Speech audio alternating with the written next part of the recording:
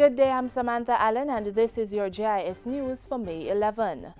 Government is proposing to manage the country's affairs with a budget of $612.4 billion in the 2012-2013 fiscal year.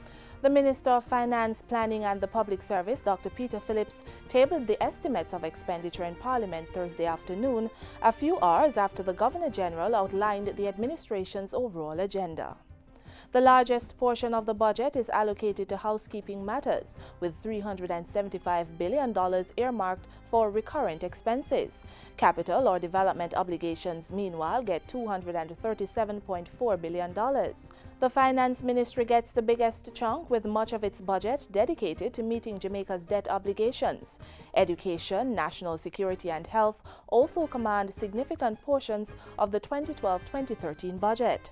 The Standing Finance Committee of Parliament will review the estimates of expenditure from May 15 to 17, and the Finance Minister will open the budget debate on May 24. Government has started its island-wide 12-month cleanup program with focus on Jamaica's 50th anniversary of independence. The program pools the efforts of an interministerial committee chaired by Information Minister Senator Sandria Faulkner. It's being implemented under the theme Keep Jamaica Clean, Jamaica 50, and will run from April this year to March 2013. The Senate has approved amendments to the Processed Food Act and the Standards Act to, among other things, increase fines and penalties for breaches. Approval of the bills paves the way for offenders to be fined $3 million for offenses under the Processed Food Act, up from $200. Meanwhile, breaching the Standards Act now attracts a fine of $500,000 or imprisonment for a term not exceeding 12 months. Justice Minister Senator Mark Golding, who piloted the bills in the Upper House, says the amendments have become necessary to discourage bad practices in the industry, which can have a negative effect on the health and safety of both local and international consumers. Government has signed off on the re-establishment of a National Sports Council to develop policies to help the country capitalize on the profits that can be made from sports. Minister with responsibility for sports, Natalie Nita Headley, made the announcement while addressing participants at a recent two-day conference on the business of sports. Whether we like it or not, sport is a business and must be treated like any other type of business.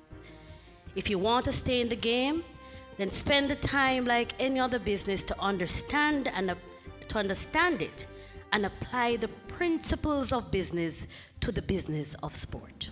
The conference was designed to help athletes and other sports professionals get the best opportunities from the sporting arena. 5 Cuban specialist doctors have been assigned to the Southeast Regional Health Authority, SERA. They were among the 19 doctors that arrived in the island earlier this week through a bilateral agreement between the Cuban and Jamaican governments. 4 of the 5 doctors will be assigned to the St. Thomas Health Services, while the remaining doctor will work at the Spanish Town Hospital. The St. Thomas Health Services provides primary health care to the residents of that parish and its environs through a network of 17 health centers. Over 100,000 patients visit these facilities annually. And finally, Health Minister Dr. Fenton Ferguson has welcomed the Public Service Commission's decision to reinstate Scientific Officer at the Ministry of Health and President of the Pharmaceutical Society of Jamaica, Valerie Germain. Mrs. Germain was interdicted in November 2011 on half pay pending an investigation by the PSC into comments she made at the time. I'm very happy that at this time the Public Services Commission has taken a decision that she should be reinstated and that a warning should be given to her, but that there was no basis for her to be separated from her job. Mrs. Germain is to return to her substantive post as of Monday, May 14, and will be seconded to the Pharmaceutical Society for the remainder of her tenure as president. And that's it for JIS News. I'm Samantha Allen. Thanks for watching.